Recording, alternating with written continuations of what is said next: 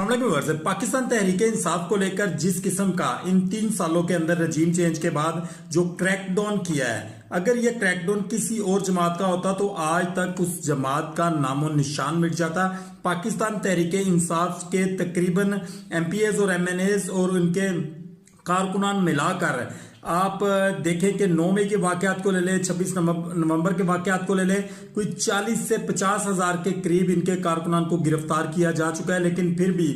जो पाकिस्तान तहरीक इंसाफ है वो स्टैंड कर रही है जनाब, वो छोड़ के नहीं भाग रहे, वो इमरान खान साहब से पीछे हटने को तैयार नहीं है, वो इमरान खान साहब के साथ